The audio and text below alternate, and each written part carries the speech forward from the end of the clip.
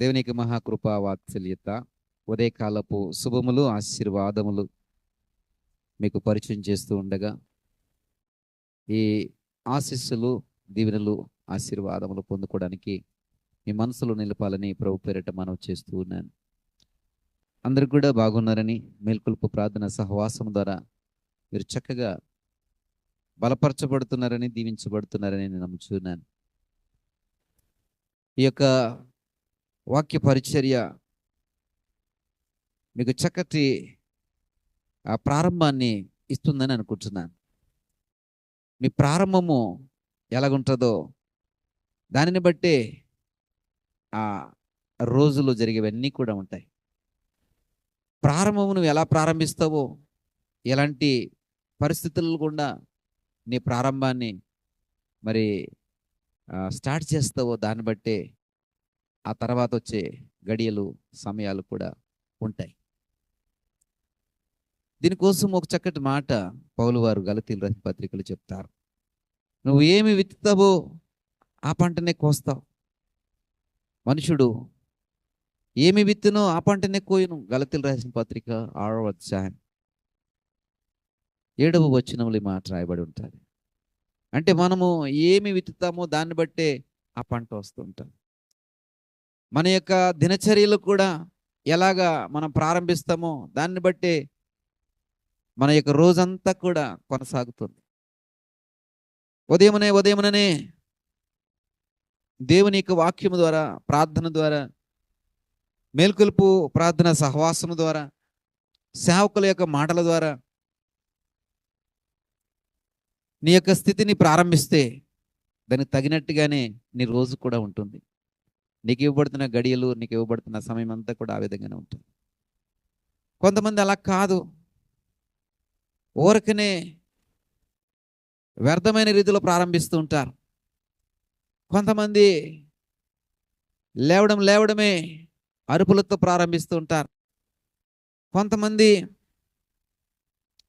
మరి మొబైల్స్ చూడడం ద్వారా లేదా టీవీలు చూడడం ద్వారా ఇలాంటి వ్యర్థమైనటువంటి కాలయాపన జరిగించేటువంటి పనుల ద్వారా రోజులు ప్రారంభిస్తూ ఉంటారు.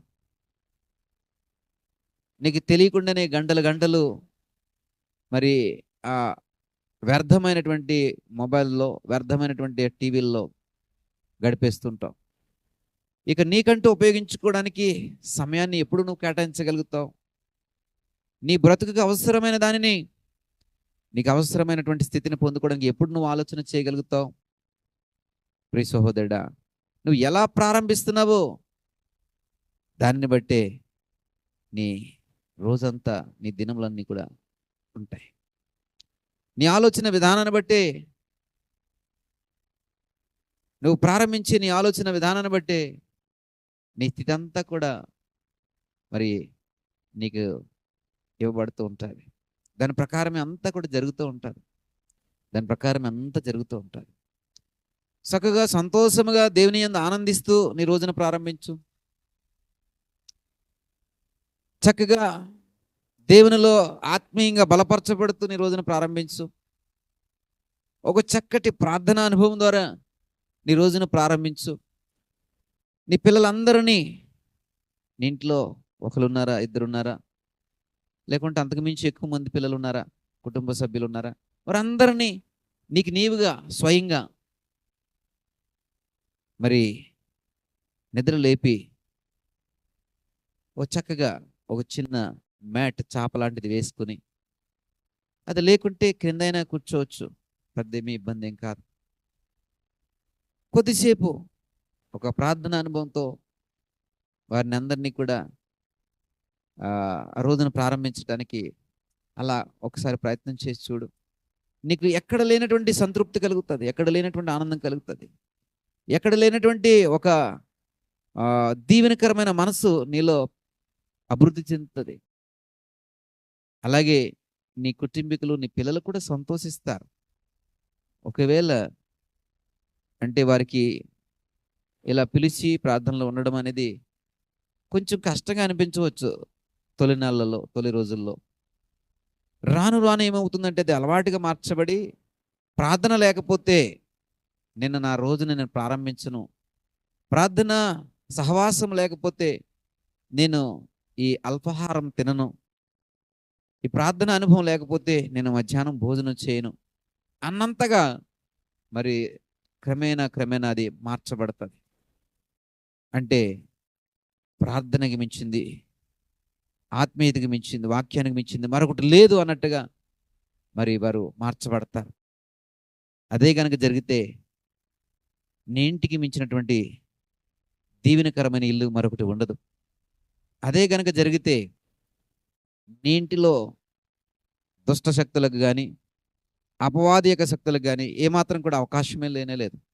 ఎందుకంటే నిత్యము నీ ఇంట్లో ప్రార్థన హోమము జరుగుతూ ఉండగా ఇక వేరే దానికి తావెక్కడుంటుంది?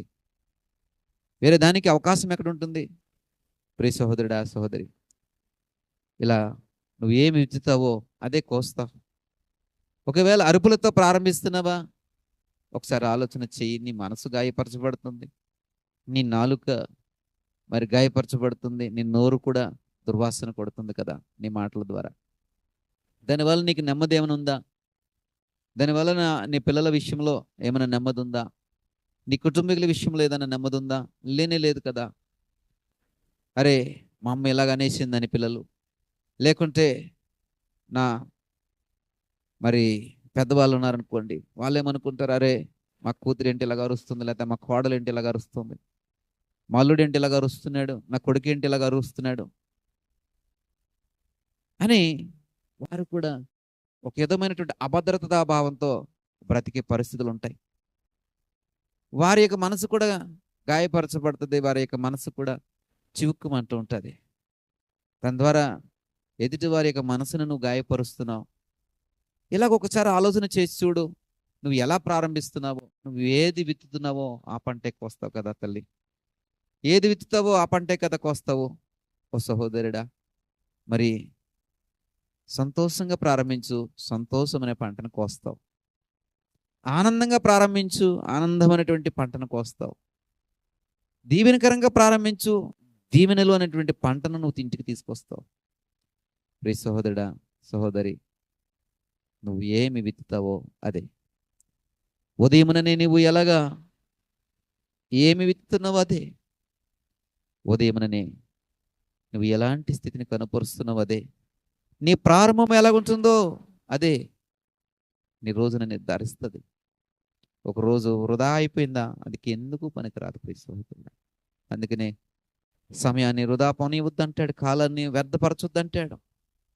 కాబట్టి దేవుని మాటలు వింటున్న ప్రియ సహోదరుడా, సహోదరి, ఈ ఉదయం నువ్వు ఎలాగా ప్రారంభిస్తున్నావు ఒకసారి ఆలోచించి నీ కొరకు చిన్న ప్రార్థన చేస్తా.